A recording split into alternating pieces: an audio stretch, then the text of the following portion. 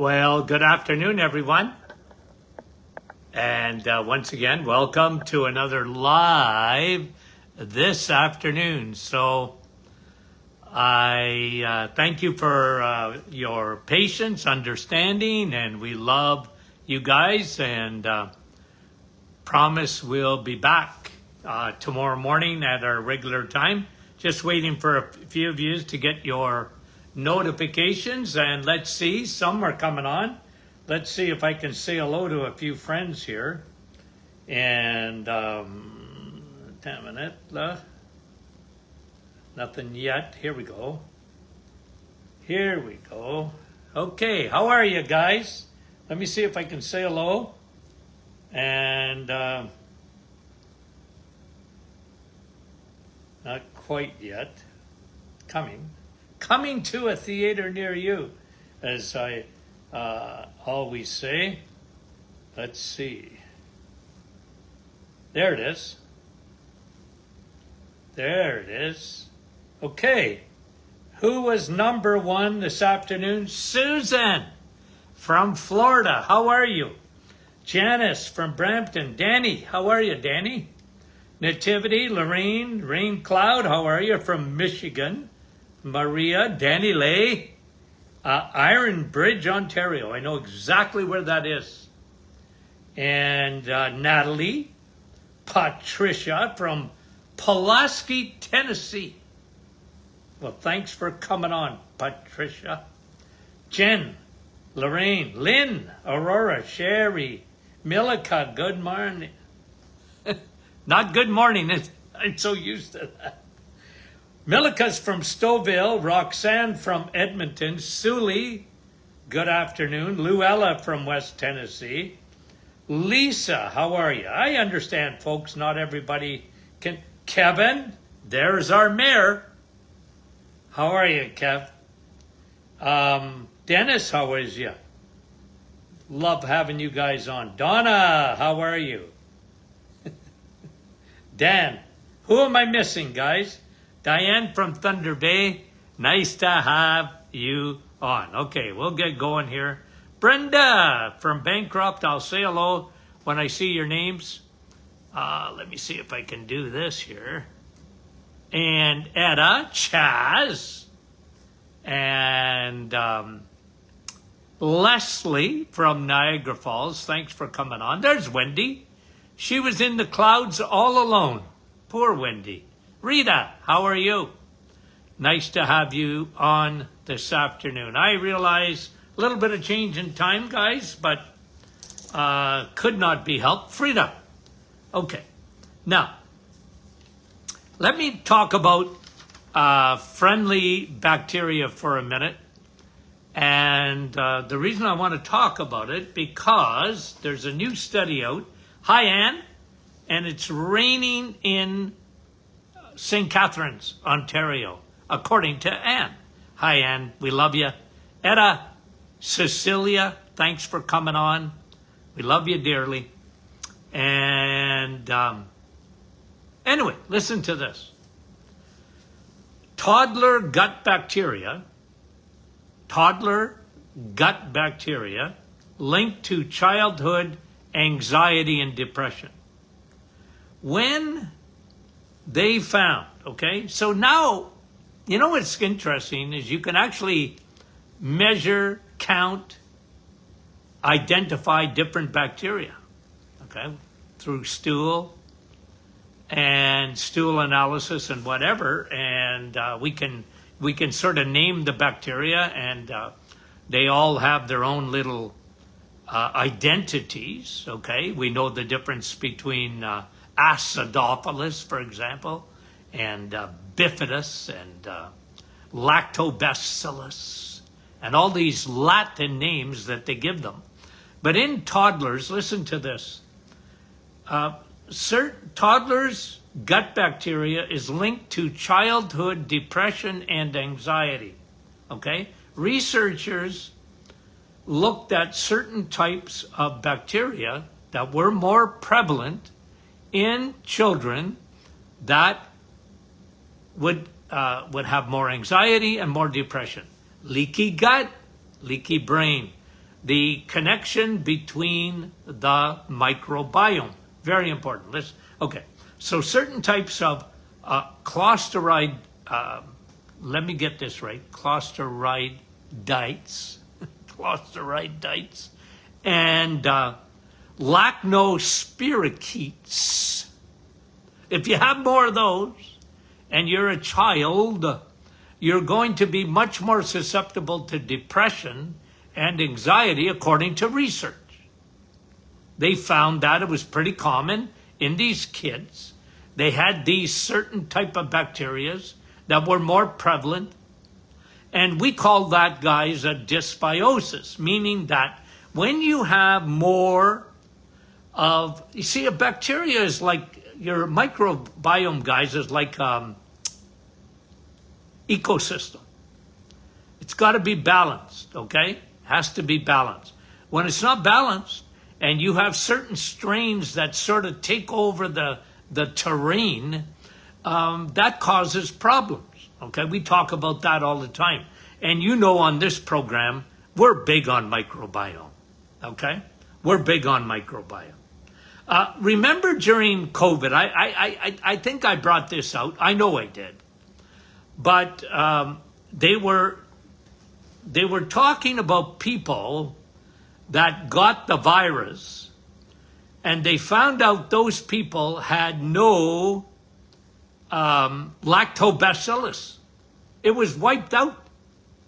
They postulated that your microbiome is a big part of your immune system.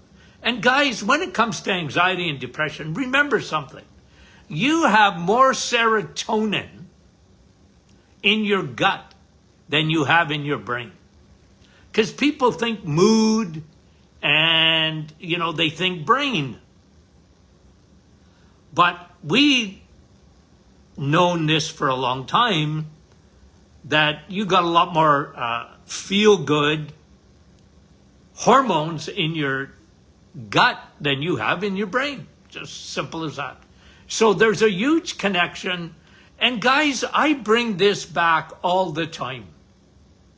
I bring it back all the time to the importance of your microbiome. And one of the things that I talk about a lot is the Trojan horse, fungus, yeast, getting into the bloodstream through the gut, leaky gut. When your border is leaky, okay? When your border is leaky. We talked about that many, many, many times. And, like what affects the bacteria, because there was another study that I'll just comment on in a shake here. But let's talk about children, okay? And these might be canaries in the coal mine, but I've said this for a lot of years. I've been very, very adamant on the microbiome being disrupted, and especially when mommy's microbiome gets disrupted, baby's microbiome gets disrupted. And I think that's a huge, huge factor in autism. More than, for example, when they talk about, and you know what, I kind of like it, because they're talking about, I have read more in the last few weeks on the possible side effects of acetaminophen or ibuprofen. It's really come to the forefront. And, you just don't take that stuff like candy, like Advil and Tylenol. Just don't take it like candy. And that's sort of been brought out. There was a link to Tylenol and autism. Look, it's not the cause of it. But there's a link to it. And the good thing that came out of that is they were warning people, finally, be careful. Of course, when you're pregnant, you should be careful taking anything.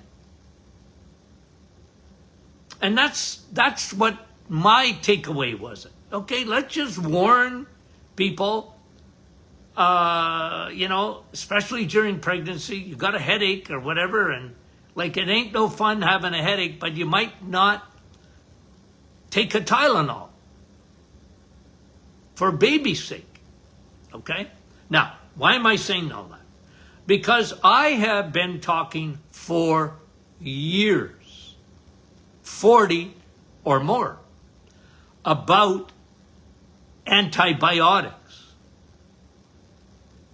Anybody that's listened to me in my radio days, any book I've ever written, I mean it, I've written, 24, 25 books now, and I never have gone a book, I'm sure of it, that I didn't talk about the microbiome, that I didn't talk about antibiotics. The greatest discovery of the 20th century is the curse of the 21st. Okay? Because they disrupt your microbiome, and now we're finding out from depression.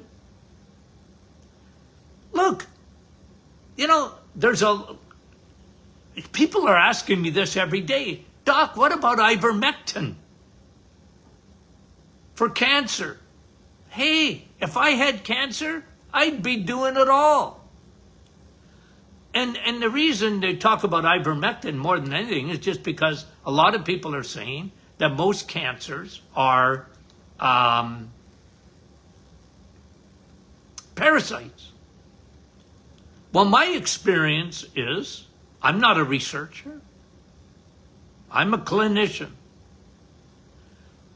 My research is showing me over the years that it was fungal rather than parasites. But at the end of the day, if it's fungal and you're taking ivermectin, hey, you're taking, phenibutazole? Hey, I got no problem with that. I would do it. But here's the point I'm trying to make. How do you get fungus, parasites, to get into the bloodstream? Leaky gut. Leaky gut. That is how it invades the body. It breaks through the unwalled border. Your microbiome is very important to protect your border. You need friendly bacteria, border guards. And that's really important. And and this is what, like, they're not saying it in this study with children, but there's an invasion of bad species, and the reason is because you don't have enough friendly bacteria. It's the reason I talk about probiotics all the time. Everybody should be taking a probiotic. You live on planet Earth, you should be taking a probiotic. Okay? Now listen to this study. L. reuteri, probiotic. L. rhamnosus, that means it's lactobacillus. Okay? Different strains do different things. They're like tribes. Okay? And L. reuteri, L. rhamnosus, they bind onto toxins. This is why I've said, and I believe in autism, for example. I believe when you have a dysbiosis in these children, could have started right in mommy. And when they do a C-section, for example, I think they're doing it now, but they weren't doing it. They got to take mommy's mucus, because baby's not going down that canal, the birth canal. And they put that mucus, mommy's bacteria, in the baby's face. And they should be doing that. But sometimes mommy doesn't have enough good bacteria. Mommy has a dysbiosis. Maybe mommy was on antibiotics. And maybe, do you know what I'm saying, guys? And you have, we talk about it almost every week, about the amount of plastics and toxins. And this is why I had my patients during pregnancy, taking a probiotic guaranteed. I had them on high vitamin D. I had them on probiotics. 100%. I had them on high DHA for baby's brain and development. I said, put everything on your side, but you got to take care of the bacteria. You want to put as many friendly bacteria in place as possible, okay?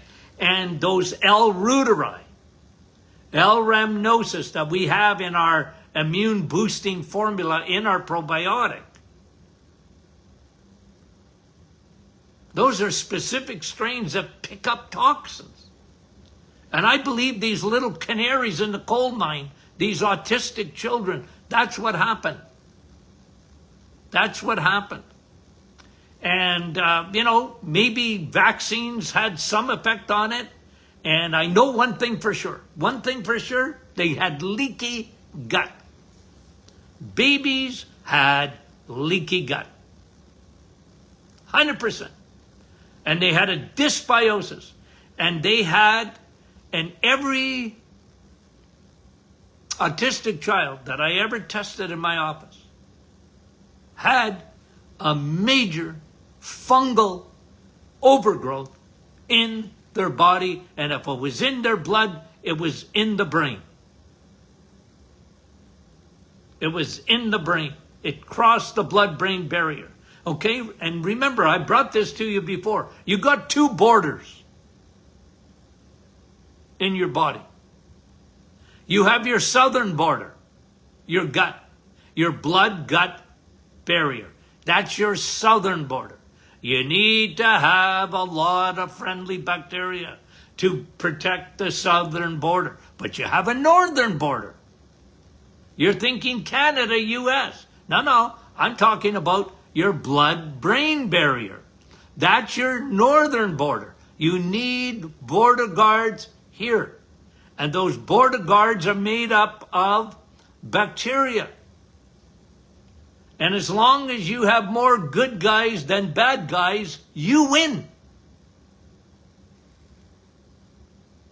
And the connection between the gut and the brain when it comes to autism, depression, anxiety. And remember now, you have another connection. You have your cranial nerves. You have your 10th cranial nerve, your vagus nerve, not Las Vegas. Your vagus nerve, your 10th cranial nerve that connects your gut to your brain. Very important. And so, make sure you have enough friendly bacteria. What kills these bacteria? Plastics, 1.5 credit cards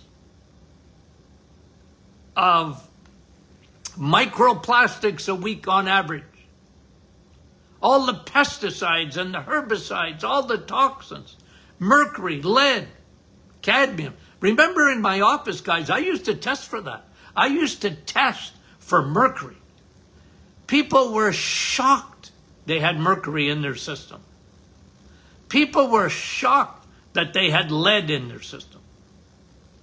People were shocked that they had cadmium and aluminum in their system. What? I said, well, you got it, it's in your, I tested your urine. You're peeing out lead. Your body's trying to get rid of it.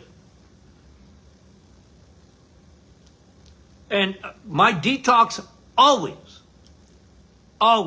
started with emptying the liver, because if your liver is empty, your liver produces glutathione, and glutathione will go through your bloodstream, and it's like Velcro. It will attach itself to all the heavy metals and all the plastics and everything else that could be in your blood, and it takes it back to the liver to process it. But not if your liver is full of fat. You don't want your liver full of this, right? I'm showing you a pound of fat here. Okay? Here's a pound. You don't want that in your... A lot of people have it in their liver. They have no idea that they're getting that. They have no idea. Okay? So, L-reuteri, L-rhamnosus, very important. They bind onto toxins. What else kills your friendly bacteria? Okay? What kills it? Well, antibiotic. You know what? Here's what diet soda. Okay? I remember, guys, you have to go back with me a long, long time ago. Okay? I was asked about diet soda. And the first guy ever drank diet soda, in my recollection, was my father. Okay? Because he used to drink soda. You know, I think my dad liked ginger ale or whatever. And, you know, go back into the 1960s. He found out I was diabetic. And guess what? He said, I can't drink ordinary soda anymore. And then they had these new sodas coming out that were sugar-free. I think the first one was Fresca. Ooh! I tried it one day. Dad, I said, Fresca, that tastes like, it tastes like urine. What are you drinking that stuff for? So, well, I can't drink sugar anymore. So my dad was very smart, okay? Now, he wasn't thinking about, in the 1960s, about a disruption of the microbiome. But studies are showing that's one of the issues with diet soda. Okay? Guys, why do you think I have you drinking water? Drink water, and God's given you another gift. Okay? A lot of people, you say, water? What can I flavor it with? And I can't drink water. Just water? There's no taste to it, said most men. That I had to give a kick in the butt to get them to drink water. Okay, you big baby? I said, drink water. You're going to have a heart attack. Your blood is thick as molasses, and you'll thank me later. Start drinking water. I don't want to talk about it. I was a nice guy, but I was pretty adamant.